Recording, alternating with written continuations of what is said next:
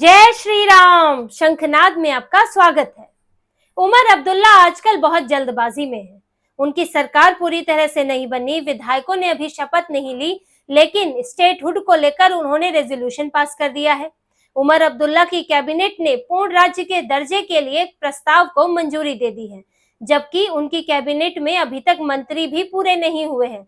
जहां 9 मंत्रियों के लिए वहां जगह है, अभी तक सिर्फ 6 मंत्री ही बने हैं, 2 को और मंजूरी मिलनी बाकी है। लेकिन उमर अब्दुल्ला जो है वो जल्दबाजी में है और तुरंत स्टेटहुड को लेकर अपना संकेत देना चाहते हैं कि वो इस पर कितने जोर शोर से लगे हुए हैं।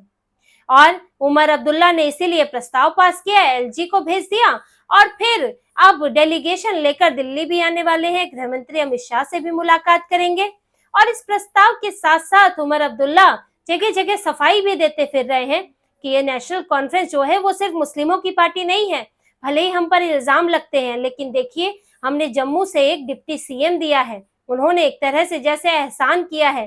तो उमर अब्दुल्ला आजकल ये जो है कोशिश कर रहे हैं कि लोगों को लगे वहां के कि मैं स्टेटहुड चाहता हूं और मैं जो है पूरे जम्मू कश्मीर का मुख्यमंत्री हूं, भले ही मुझे कश्मीरी मुसलमानों ने सिर्फ वहां पर जीत दिलाई है। और इसकी वजह है कि उमर अब्दुल्ला पर अब भयंकर दबाव है और इसीलिए वो इतनी तेजी से जल्दी में ये सब कर रहे हैं। अभी सज्जाद लोन ने उमर अब्दुल्ला को निशाने पर ले लिया, कह दिया कि स्टेटहुड को लेकर उमर अब्दुल्ला को जल्द से जल्द काम करना चाहिए, जल्दी जल्दी जो है पूर्ण राज्य का दर्जा दिलवाना चाहिए। और 370 को तो वो तिलांजलि दे ही चुके हैं, उन्होंने ये तंज भी कस दिया। इससे पहले इंजीनियर राशिद ने एलजी मनोज सिन्हा से मुलाकात की थी और फिर बाहर आकर फिर उमर अब्दुल्ला को निशाने पर ले लिया। मनोज सिन्हा के लिए तो कुछ नहीं कहा कि हम तो जो है जम्मू कश्मीर के विकास पर चर्चा करने गए थे, लोगों के मुद्दे पर, लेकिन उमर अब्दुल्ला को अब जो है जल्द से जल्द स्टेटहुड दिलवाना चाहिए। यानी कि सबके निशाने पर जो है उमर अब्दुल्ला है, घिरे हुए हैं और इसीलिए वो चाहते हैं कि कम से कम लोगों के बीच उनकी छवि बने कि नहीं वो उनके लिए काम कर रहे हैं। और काम क्या है वहां के लोगों के लिए? काम उनको लगता है कि वही 370 वापस लाओ, और वो तो हो नहीं सकता, तो कम से कम स्टेटहुड दिखाते रहो कि हम लाना चाहते हैं। और देखिए हालात अब पहले जैसे भी नहीं है। ये उमर अब्दुल्ला इतने कैसे लग रहे हैं, कितने झुके हुए एकदम रिक्वेस्टिंग मोड में है, बस अनुरोध किए जा रहे हैं, लोगों को मनाना चाह रहे हैं कि मैं तो सबका मुख्यमंत्री हूँ। ये कैसे है उन्हें, ये क्यों इतने रिक्वेस्टिंग मोड में उमर अब्दुल्ला आ गए हैं? क्योंकि पहले जैसे हालात तो है नहीं।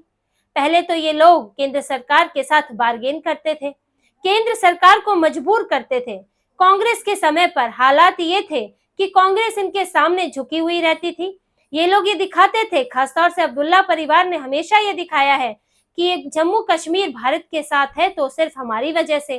अगर हम नहीं होंगे, अगर आप हमें मन मुताबिक फंड नहीं दोगे, मन मुताबिक सुविधाएं नहीं दोगे, तो यहाँ पर आतंकवाद बढ़ेगा, यहाँ पर पाकिस्तान का दखल बढ़ेगा। और जब केंद्र सरकार थोड़ी सख्ती करती थी तो ये अलगाववादियों से मीटिंग करके उनको आगे कर देते थे। अलगाववादी वहां पर पत्थरबाजी शुरू कराते, पाकिस्तान के किसी नेता से मुलाकात कर लेते, जिससे कि सरकार को लगता, यहाँ की केंद्र सरकार को, कि राज्य सरकार अगर मजबूत नहीं रही, अगर उसने ठीक से कदम नहीं उठाए, दखल नहीं दिया, तो फिर जम्मू कश्मीर में हालत और बिगड़ जाएगी। इसीलिए हमेशा इनकी जो है मनमानी चलती थी और जो भी केंद्र से मिलता था वो इन्होंने या तो अपनी जेब में डाला है या इन्होंने सिर्फ कश्मीर पर खर्च किया है। जम्मू और लद्दाख जो है उन्होंने हमेशा जो है सौतेलापन झेला है, उनके ऊपर कोई भी खर्च नहीं किया गया है। लेकिन अब स्थितियां ऐसी नहीं रही हैं। अब जो है अब ये उस तरह से हालात नहीं है जैसे इनके फारूक अब्दुल्ला और शेख अब्दुल्ला जो है हमेशा करते थे। शेख अब्दुल्ला के भी हालात यही थे कि वो भी हज जाने के नाम पर चीन से मिलते, पाकिस्तान से बैठकें करते और फिर यहाँ पर दिखाते कि हम तो भारत के हितैषी हैं, जम्मू कश्मीर को भारत के साथ रखने की कोशिश कर रहे हैं।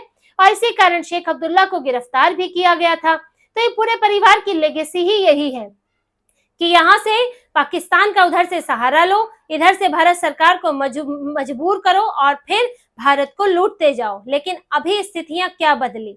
अभी इनके हाथ में आतंकवाद, अलगाववाद, पाकिस्तान नहीं रहा। अब वहां पर केंद्र शासित प्रदेश है या सरकार चलती है एलजी से और केंद्र से, यानी कि प्रधानमंत्री, गृह मंत्री जो कि केंद्र में लीडरशिप है वो फैसला लेती है। अब आप अलगाववादियों को भड़काओगे क्या? अलगाववादी खुद ठंडे हो गए हैं, कई हाउस अरेस्ट में बैठे हुए हैं, कई राजनीतिक कैदी बने हुए हैं और पत्थरबाजी के लिए जो वहां पर आतंकवाद की फंडिंग चल रही थी, जो पूरी इसकी अर्थव्यवस्था वहां खड़ी हो गई थी कि कैसे पाकिस्तान से या दूसरी जगहों से पैसा आता था और वहां पर पत्थरबाजी कराई जाती थी, आतंकवाद फैलाया जाता था, तो उस नेटवर्क को तोड़ दिया गया है। तो अब आप ये धमकी नहीं दे सकते कि हम यहाँ पर जम्मू कश्मीर को अलग थलग कर देंगे। तो अब आप सोच रहे हैं कि क्यों ना, जब हम आंखें नहीं दिखा सकते तो क्यों ना हाथ जोड़ लें। इसीलिए वो बार बार एलजी के सामने नतमस्तक होते हैं, बार बार पीएम मोदी से सहयोग की बात करते हैं और इस प्रस्ताव को पास कराने की जल्दी में भी हैं। प्रस्ताव पास कराएं और डेलीगेशन लेकर जाएं, यानी कि हम धमकी नहीं दे रहे हैं, हम तो आपसे अनुरोध कर रहे हैं।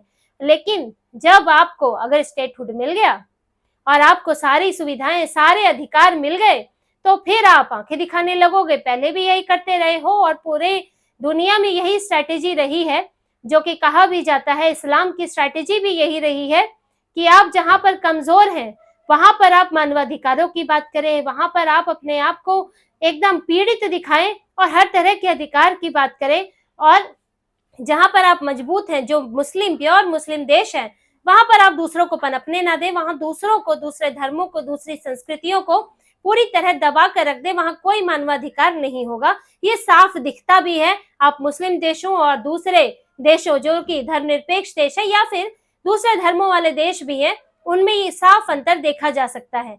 और यही स्ट्रैटेजी उमर अब्दुल्ला यहाँ भी अपना रहे हैं कि अभी अपने आप को एकदम उन्होंने गिरा लिया है कि अभी तो मैं आपकी हर बात मानूंगा, मुझे ये अधिकार दे दीजिए। तो यहाँ पर पीड़ित दिखकर अधिकार मांग रहे हैं और इसीलिए जम्मू के लोगों के सामने भी झुक रहे हैं।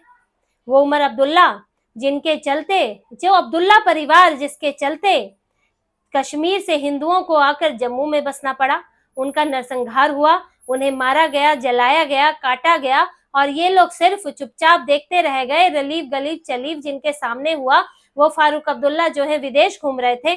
आज उनका परिवार जो है कह रहा है कि जम्मू से डिप्टी सीएम दिया है, सुरेंद्र कुमार चौधरी उन्होंने डिप्टी सीएम बनाए हैं, और कहा साथ में देखिए घमंड तो अभी भी है कि हमारी कोई मजबूरी नहीं थी जम्मू से बनाने की, लेकिन फिर भी हमने बनाया, यानी कि आपने जम्मू पर एहसान किया।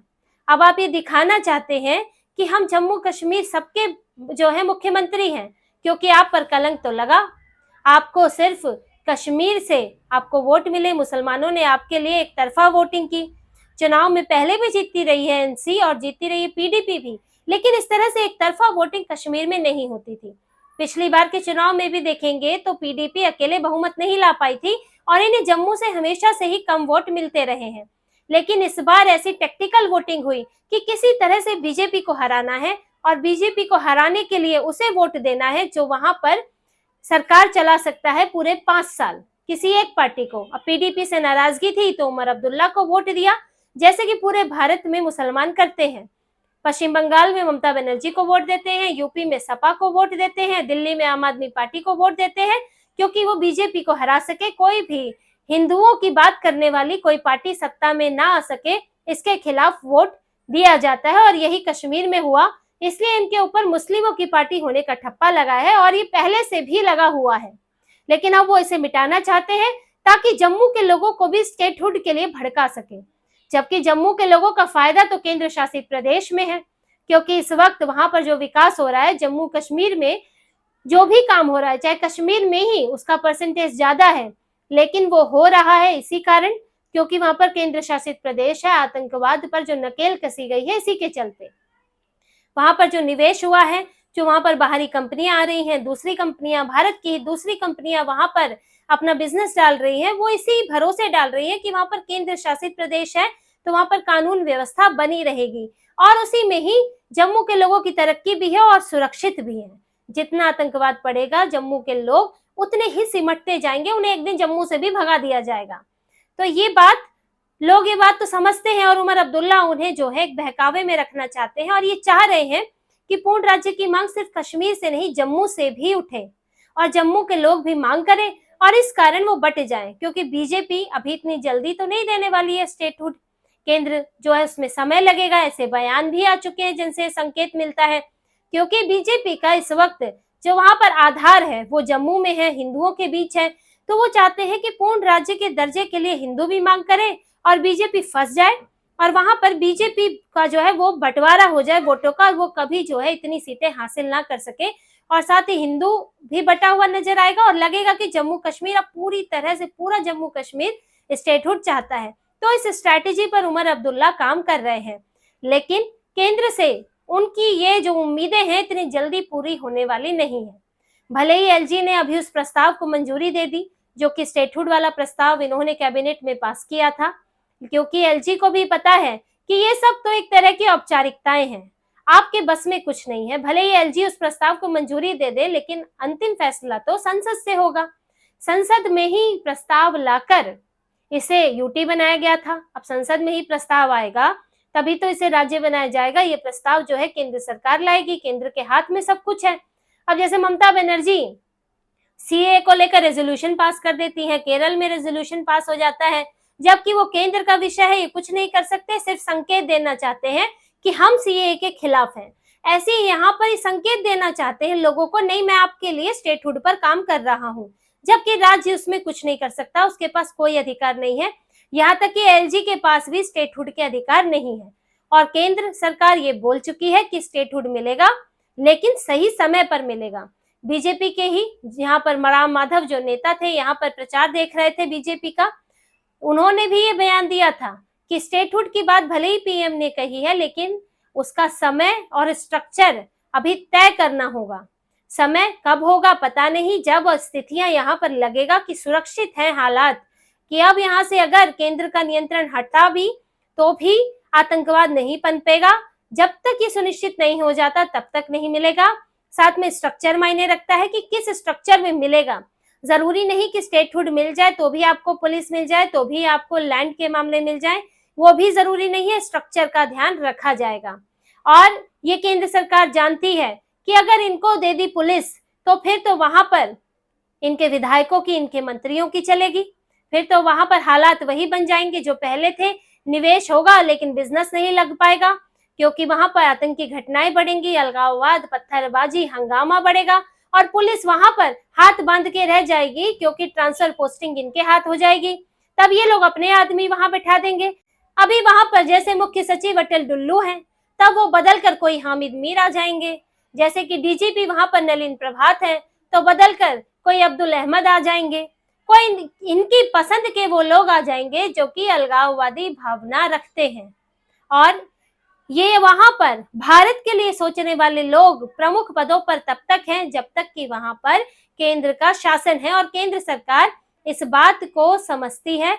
और इसीलिए अभी स्टेटहुड को लेकर ये कितना भी हंगामा कर लें, बार बार मीडिया में बयान दे दें, लेकिन स्टेटहुड अभी मिलने से रहा। अब दिल्ली को लेकर भी आप देखिए, बार बार स्टेटहुड की बात होती है। आज 31 साल हो गए हैं दिल्ली में विधानसभा का गठन जब हुआ था, उसके बाद से कांग्रेस भी बार बार कहती रही स्टेटहुड चाहिए, स्टेटहुड चाहिए। भले ही केंद्र में कांग्रेस की सरकार ही थी, आम आदमी पार्टी भी यही बात बोलती है, लेकिन अभी तक स्टेटहुड नहीं मिला है, और आगे भी मिलने से रहा। भले ही विधानसभा यहाँ खत्म की जा सकती है, लेकिन स्टेटहुड नहीं मिलेगा, राजधानी है। इसी तरह से जम्मू कश्मीर का मामला है, दोनों जगह सुरक्षा का मामला बहुत अहम होता है। तो ऐसे में जम्मू कश्मीर में भी कितने सालों का इंतजार होगा ये अभी नहीं कहा जा सकता। और उमर अब्दुल्ला आजकल इसी तरह के पैतरे अपना रहे हैं, अपनी सफाई दे रहे हैं, एलजी के सामने झुक रहे हैं, लोगों को विश्वास दिला रहे हैं कि मैं सबका मुख्यमंत्री हूं, ताकि वो अपनी इज्जत बचा सके। क्योंकि सरकार बन गई तो सरकार से कामकाज की उम्मीद भी होती है, यानी कि जिस आधार पे वोट मिला है उसके लिए आप क्या कर रहे हैं। तो एक तरह से जिन्होंने वोट दिया उनको भी एक तरह से जो है बेवकूफ बनाने में जुटे हुए हैं कि मैं स्टेटहुड दिलाऊंगा, इनके बस में जबकि है नहीं। और यहाँ से केंद्र सरकार को भी दिखाना चाहते हैं कि मैं तो आपका सहयोगी हूँ। तो ये तरह तरह के पैतरे अपना रहे हैं आजकल, क्योंकि कई दबाव में भी घिरे हुए हैं और राजनीतिक भविष्य की भी चिंता है, लेकिन ये पैतरे केंद्र सरकार के आगे चलने वाले नहीं है। तो इसी तरह की और खबरें और विश्लेषण आपके लिए लाते रहेंगे। हमसे जुड़े रहिए, सब्सक्राइब कीजिए, कमेंट कीजिए। बहुत बहुत धन्यवाद। जय श्री राम।